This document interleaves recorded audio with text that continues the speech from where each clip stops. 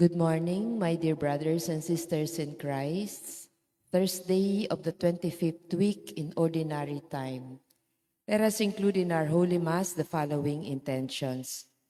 For the thanksgiving of Richard and Chona Yumul, Ninfa Agapito Ong, for the eternal repose of the souls of Jose Roman Sr., Jose Roman Jr., Antonio, Iluminada, Juanita, Alejandra, Maylin Magtoto Anunciacion, Virgilio de los Santos, and all poor souls in purgatory. Our Mass presider is Reverend Father Emil P. Giao.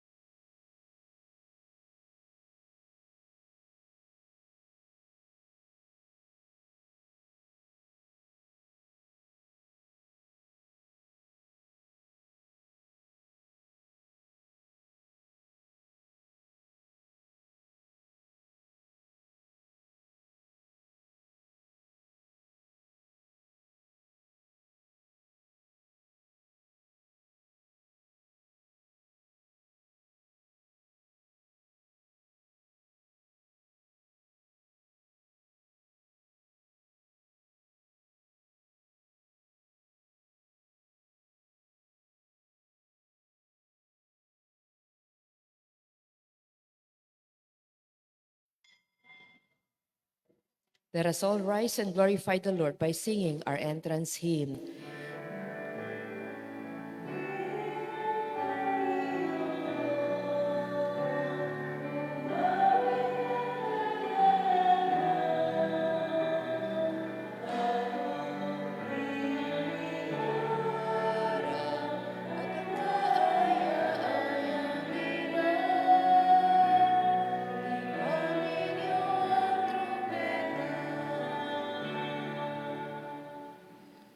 In the name of the Father, the Son, the Holy Spirit. Amen. The Lord be with you. And with your spirit.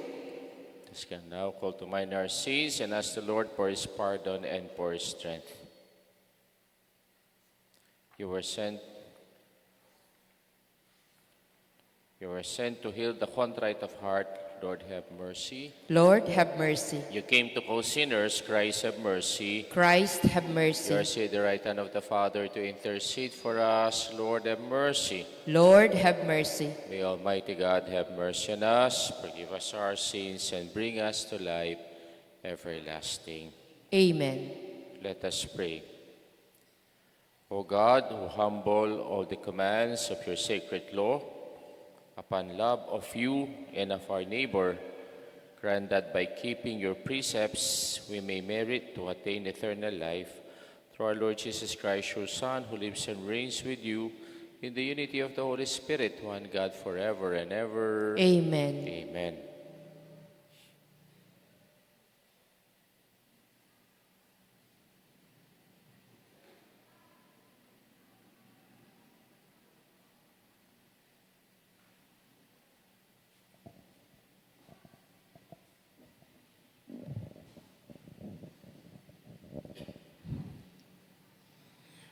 A reading from the beginning of the book of the prophet Haggai. On the first day of the 6th month in the 2nd year of King Darius, the word of the Lord came through the prophet Haggai to the governor of Judah, Zerubbabel, son of Shealtiel, and to the high priest of Joshua, son of Jehozadak. Thus says the Lord of hosts, this people says, the time has not yet come to rebuild the house of the Lord. Then this word of the Lord came through Haggai the prophet. Is it time for you to dwell in your own paneled houses while this house lies in ruins? Now thus says the Lord of hosts, consider your ways. You have sown much, but have brought in little. You have eaten, but have not been satisfied. You have drunk, but have not been exhilarated. Have clothed yourselves, but not been warmed. And whoever earned wages, earned them for a bag with holes in it. Thus says the Lord of hosts, consider your ways. Go up into the hill country. Bring timber and build the house, that I may take pleasure in it and receive my glory, says the Lord. The word of the Lord. Thanks be to God. The Lord takes delight in his people. The Lord takes delight in his people. Sing to the Lord a new song of praise in the assembly of the faithful. Let Israel be glad in their Maker. Let the children of Zion rejoice in their King. The Lord takes delight in his people. Let them praise his name in the festive dance. Let them sing to him with timbrel and harp. For the Lord loves his people, and he adorns the lowly with victory. The Lord takes delight in his people. Let the faithful exult in glory. Let them sing for joy upon their couches. Let the high praises of God be in their throats. This is the glory of all his faithful. Alleluia. The Lord takes delight in his people. Let us honor the Holy Gospel.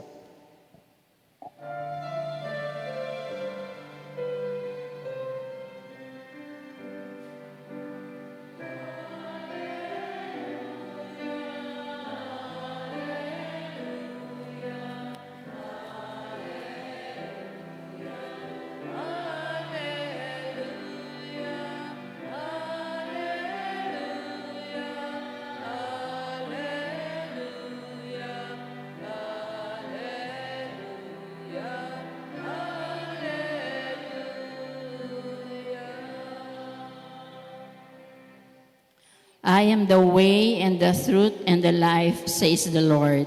No one comes to the Father except through me.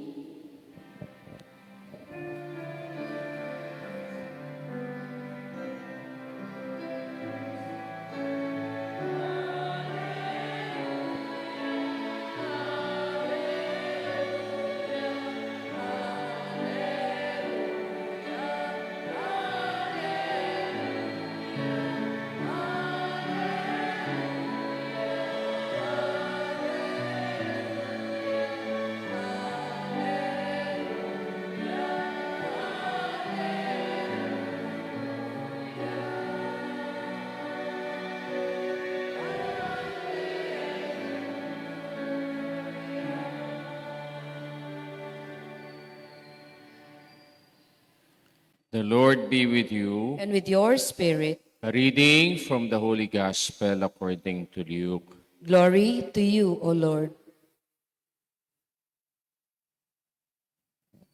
Herod the Tetrarch heard about all that was happening, and he was greatly perplexed because some were saying, John has been raised from the dead. Others were saying Elijah has appeared. Still others, one of the ancient prophets has arisen. But Herod said, John I beheaded. Who then is this about whom I heard such things? And he kept trying to see him. The Gospel of our salvation. Praise to you, Lord Jesus Christ. Good morning po kay kayungan. Good morning po, Amo. At pangadita mo po na yung daratang bagyo na maglandfall. Bukas na iti po yung magdalang dakalakasiran sa biyaning balita. Na iti yung kategory na kalupanen itang ondoy. Pali pa po itang ondoy. Ne, dakal ya po kano uran, ya dakal pong danum. Kaya pangaditala po rin at yung low-lying areas, yaning panahon na iti na sana lumikas na la. Ne po, at siya tamo naman, misadya-sadya tamo, para king landfall na ning bagyong Opong IT. Mayroon po tayong kasabihan sa Tagalog, ang mga taong naniniwala sa sabi-sabi, ano kasi katuglong na, walang bait sa sarili. Di kayo ba maniwala kayo ka ring sabi-sabi? Kung kayo po ay naniniwala sa sabi-sabi, wala kayong bait sa sarili. Bakit nasabi ko po itong salitang ito? Kung pinakinggan po natin yung gospel natin, it is all about King Herod. Biro mo, hari siya, pero chismoso siya. Di ba? Bakit siya chismoso? Kasi naniniwala siya sa sabi-sabi. Kaya siguro siya ay walang bait sa sarili. Bakit? Kasi narinig niya ang tungkol kay Jesus. Yung mga malang ginagawa ni Jesus, yung magandang ginagawa ni Jesus, pero hindi siya talaga naghanap ng katotohanan. Kundi ano lang ang kanyang pinapaniwalaan, yung mga taong may sinasabi tungkol kay Jesus. Kaya ang sabi dito sa gospel natin, he was greatly perplexed because some were saying, John has been raised from the dead. And even Elijah, one of the prophets, appeared. Or even the ancient prophets has come, no, in their place. Kaya po, ito yung kanyang naririnig. Kaya hindi siya naghanap ng katotohanan. Pag tayo po ay naniniwala sa sabi-sabi, bakit po tayo walang bait sa sarili? Kasi pag naniniwala tayo sa sabi-sabi, inaalis natin kung ano yung katotohanan. Yung mga tao kasi ngayon, mas gusto nila yung marites at gusto nila yung tolits. Kasi nga naman, mas masarap makinig sa sabi-sabi. Hindi ba pag may dumarating na chismosa at sasabihin, ano daw ang nangyari? Ano daw ang sinabi? Alam niyo daw, ang pinakamasarap daw sa chismis, habang binubulong, lagi kang nagiging interesado. Diba? Kaya mga chismis, mahilig sila sa bulungan eh. Kaya sa bulungan, bakit nila binubulong? Kasi hindi naman totoo. No? Kaya nawawala din sila ng bait sa sarili kasi ang focus ay ang mali. Ang focus ay hindi ang totoo. Pangalawa, yung mga taong nakikinig sa mga sabi-sabi, sila ay mahilig sa gulo. Dinadala tayo sa gulo ng sabi-sabi. Kaya dito nakita natin, ano ba yung nangyari kay Herod? He was greatly perplexed. Sa mga narinig niyang sabi-sabi, naguluhan siya. No? At hindi lang siya naguluhan ang pagkatao niya. Bakit? Kasi si Herod, hindi ba? Siya ang nagpapatay kay John the Baptist. Kaya naguluhan siya. Pati yung kanyang konsensya, ito ay nagulo. Kaya nawalan siya ng bait sa sarili. At pangatlo, yung mga niwala sa sabi-sabi, ito ay dinadala tayo sa malaking kasalanan. Actually, 8 commandment.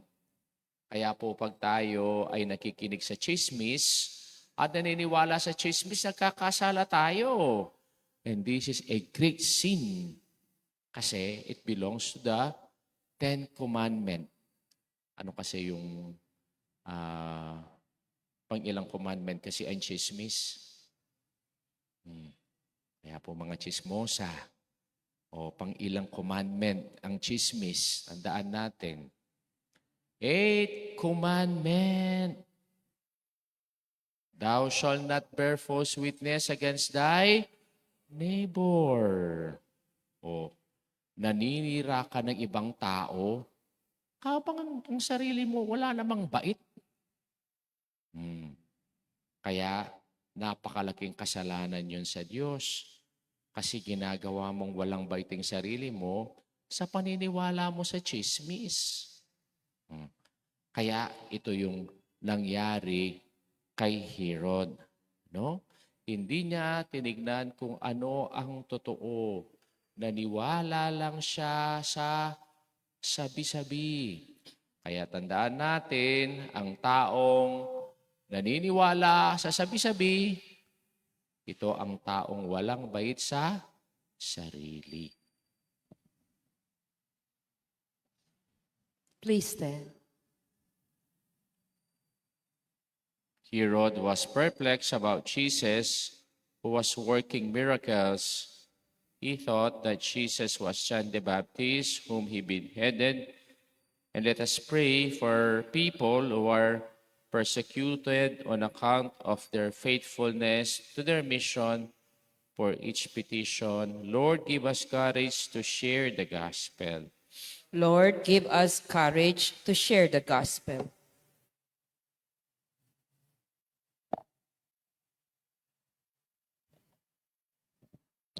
May the Church be endowed by the Holy Spirit with apostles and prophets who denounce evil and sin in all their forms, we pray. Lord, give us courage to share the gospel. May we be inspired to act by the example of those who devote themselves to the proclamation of the gospel and serving others, often at the cost of their lives or at the cost of their comfort, we pray. Lord, give us courage to share the gospel. May rulers and political leaders not run after people who trouble their conscience by speaking the truth and asking for justice, we pray. Lord, give us courage to share the gospel. May those who oppress God's prophets of every age know that the righteous are in the hands of God, while they themselves will be bothered by their conscience and will receive punishment for their evil deeds, we pray. Lord, give us courage to share the gospel. May we be grains of wheat and instruments for the salvation of humanity, following the example of John the Baptist and of other martyrs, we pray. Lord, give us courage to share the gospel.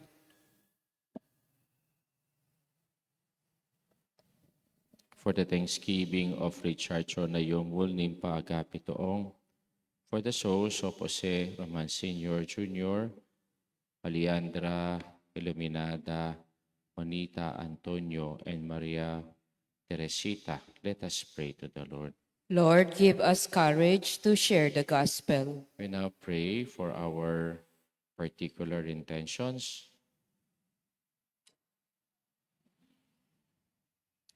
Almighty Father, you choose the weak to confound the mighty and proud. Be our refuge and strength in time of trouble. Give us the courage to stand by our faith. We ask this through Christ, our Lord. Amen. Amen.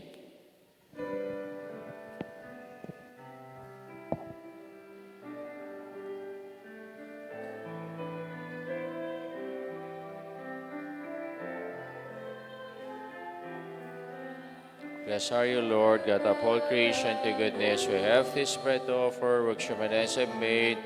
Become for us our bread of life. Blessed be God.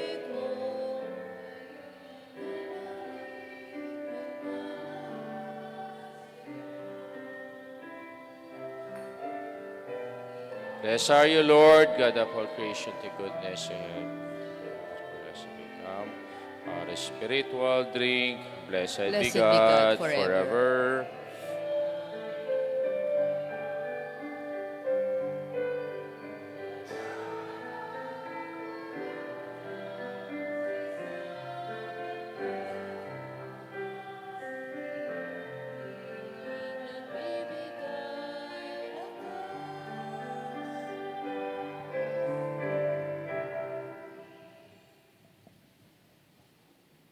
Pray, my brothers and sisters, that my sacrifice and yours may be acceptable to God, the Almighty Father. May the Lord accept the sacrifice at your hands for the praise and glory of his name, for our good and the good of all his holy church. Receive with favor, O Lord, we pray, the offerings of your people, that what they profess with devotion and faith may be theirs through the heavenly mysteries, through Christ our Lord. Amen. The Lord be with you. And with your spirit, Lift up your hearts. we lift them up to the Lord. Let us give thanks to the Lord our God. It is right and It just. is truly right and just, our duty in our salvation always and everywhere to give you thanks, Father most holy, through your beloved Son, Jesus Christ, your word through whom you made all things, whom you sent as our Savior and Redeemer, incarnate by the Holy Spirit and born of the Virgin, fulfilling your will and gaining for you a holy people, he stretched out his hands as he endured his passion, so as to break the bonds of death and manifest the resurrection. And so with the angels and saints, we declare your glory as one voice. We acclaim.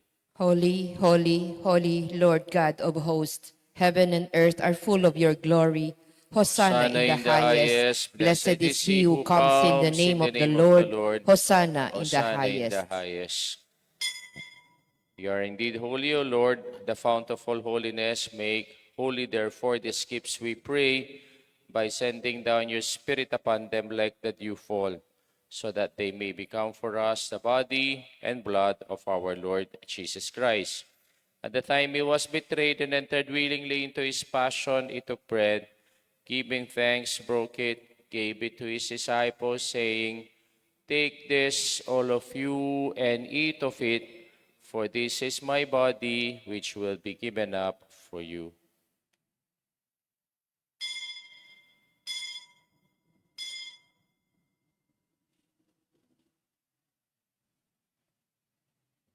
In a similar way, when supper was ended, he took the chalice, and once more giving thanks, he gave it to his disciples, saying, "Take this, all of you, and drink from it, for this is a chalice of my blood, the blood of the new and eternal covenant, which will be poured out for you and for many, for the forgiveness of sins. Do this in memory of me."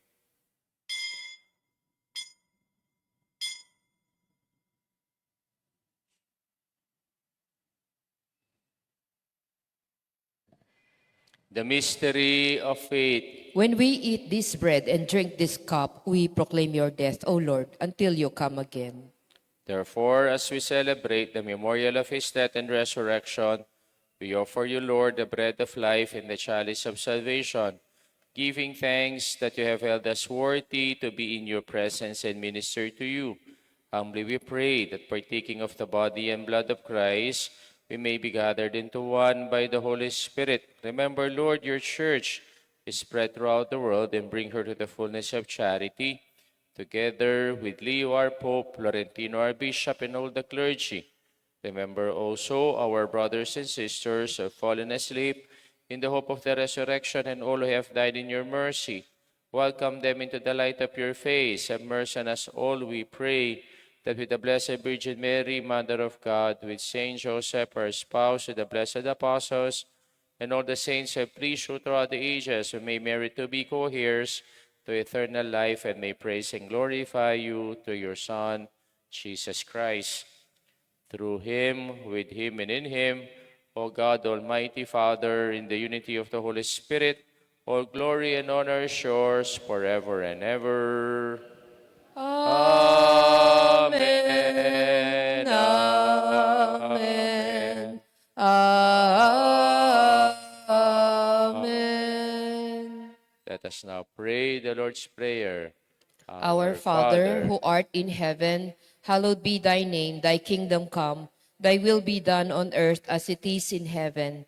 Give us this day our daily bread, and forgive us our trespasses, as we forgive those who trespass against us. And lead us not into temptation, but deliver us from evil. Amen. Deliver us, Lord, we pray, from every evil. Graciously grant peace in our days. By the help of your mercy, we may be always free from sin and safe from all distress as we await the blessed hope and the coming of our Savior, Jesus Christ. For the kingdom, the power, and the glory are yours, now and forever. Lord Jesus Christ, who said to your apostles, peace I leave you, and my peace I give you, look not on our sins, but on the faith of your church, and graciously grant her peace and unity in accordance with your will, who live and reign forever and ever. Amen. The peace of the Lord be with you always. And with your spirit, Let us now offer each other the sign of peace. Kapayapan po kayongan. Payapan. Lamb of God, Lamb of you take God. away the sins of the world, have mercy on us. Lamb of God, you take away the sins of the world, have mercy on us. Lamb of God, you take away the sins of the world, grant us peace.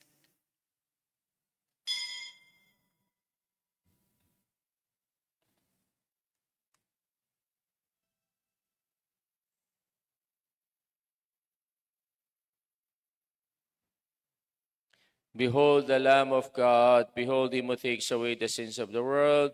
Blessed are those who go to the supper of the Lamb. Lord, Lord, I am not worthy that you should enter under my roof, but only say the word, and my soul shall be healed. The body and blood of our Lord Jesus Christ, Amen. bring us to life everlasting. Amen.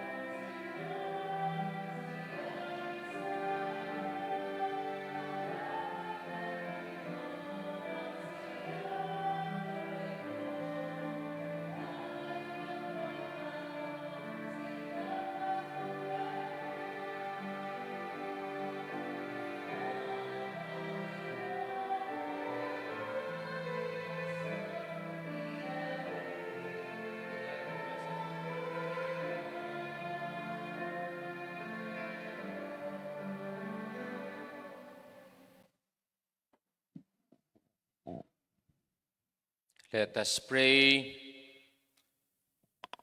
Graciously raise up, O Lord, those who renew with this sacrament, that we may come to possess redemption both in mystery and the manner of life through Christ our Lord. Amen.